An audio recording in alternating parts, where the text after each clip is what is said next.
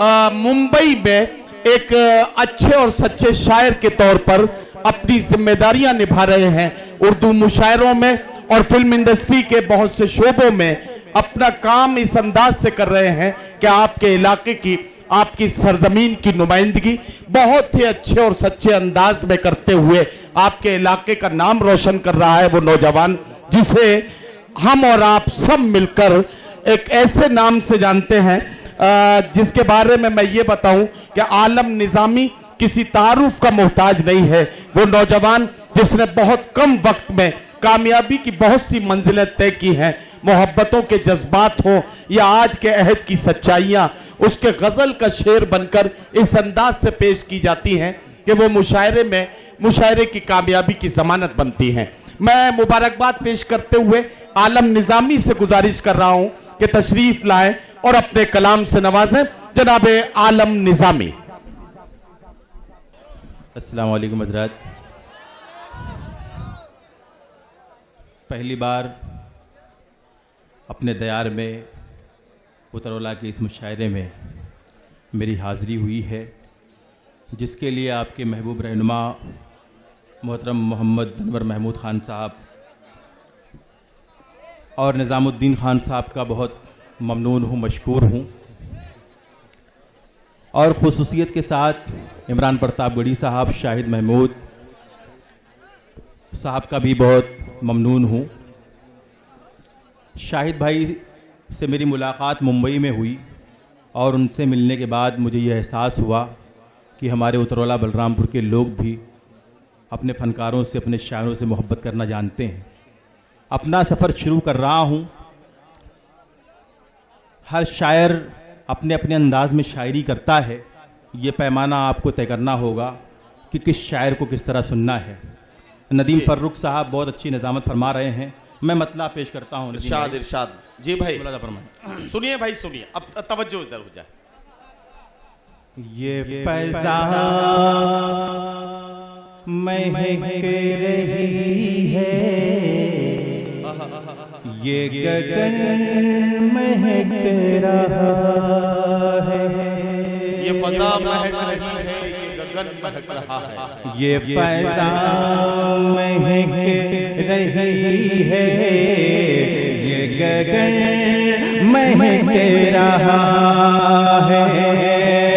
तुझे याद कर रहा हूँ, मेरा मन महक रहा है, ये फज़ा महक, ये गगन महक रहा है। बहुत शुक्रिया, मेरा मन महक रहा है। बहुत शुक्रिया हाज़िर, आप हज़रात ने मेरी हौसला अफ़ज़ाई फरमाई।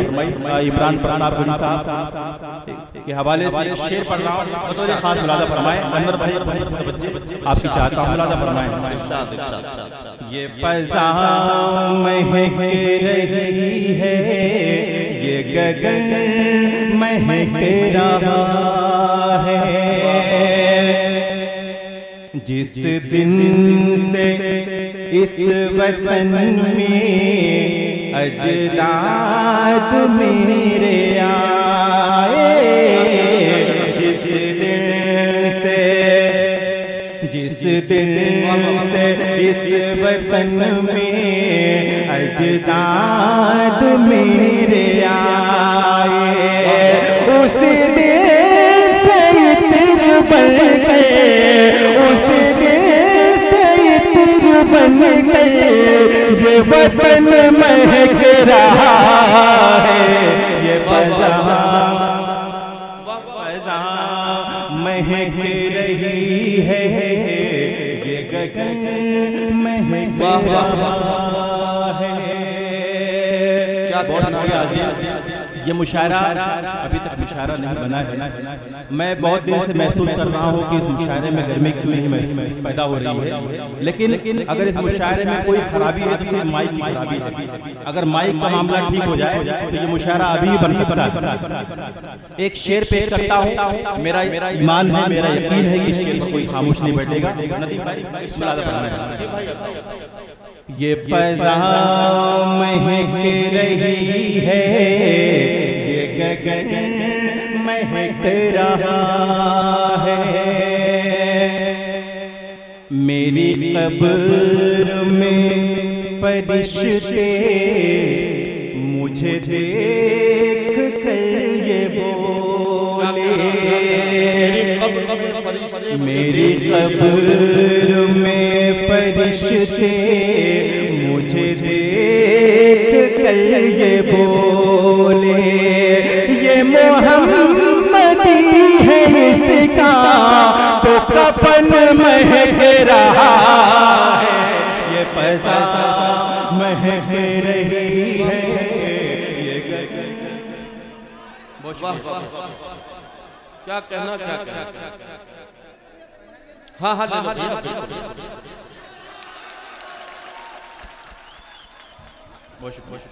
बहुत शुक्रिया दोस्तों, आप हजरात ने मेरी हौसला अफजाई फरमाई। मैं पेश करता हूँ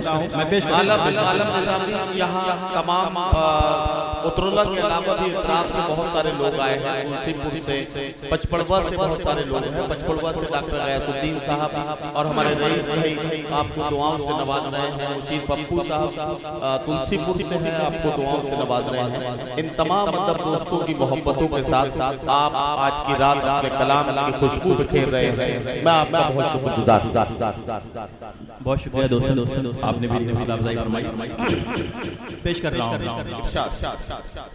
मेरी कब्र में फरिश्ते मुझे देख कर ये बोले, मेरी कब्र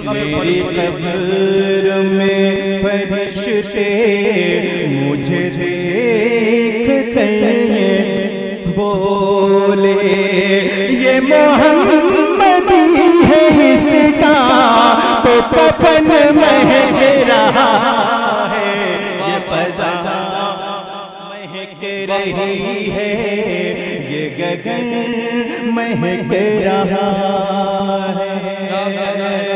बहुत शुक्रिया हाज़रीन, एक मतला एक शेर और हाजिर करता हूँ। जैसा कि मैं मुंबई में रहकर भी ये बात जानता हूँ कि अनवर महमूद खान साहब की शख्सियत को दबाने की कोशिश की जा रही है, ये मतला नज़्म करता हूँ अनवर साहब की, मुलाज़ा फरमाएं। ऐ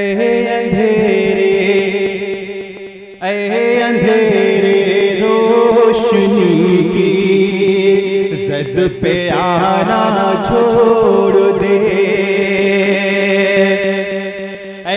अंधेरे रोशनी की ज़द पे आना छोड़ दे, अंधेरे रोशनी की ज़द पे आना छोड़ दे, आप ताबे वक्त पे, आप ताबे वक्त पे उंगली उठाना छोड़ दे, रोशनी। बहुत शुक्रिया जौहर कानपुरी साहब और फरूख साहब की दुआएं मुझे मिली। मैं मतला पेश करता हूँ मुरादा।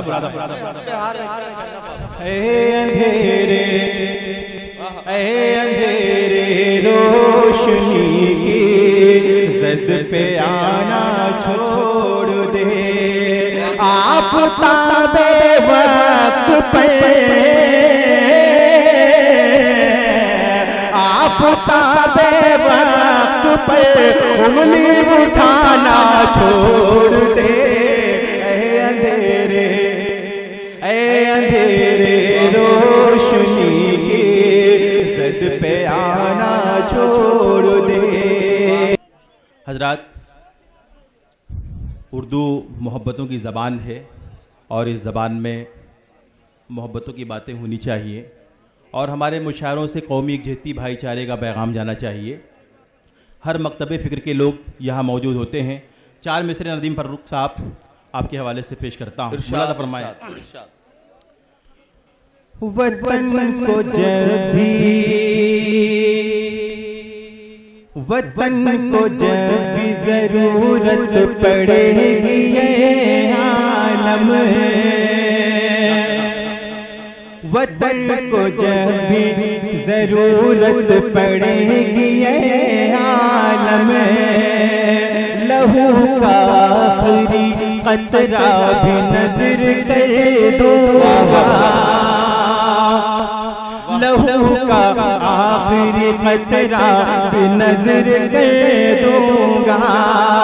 मैं अपने जज्बे सारे और मोहब्बत से दिलों में सबके तिरंगे का रंग भर दूंगा,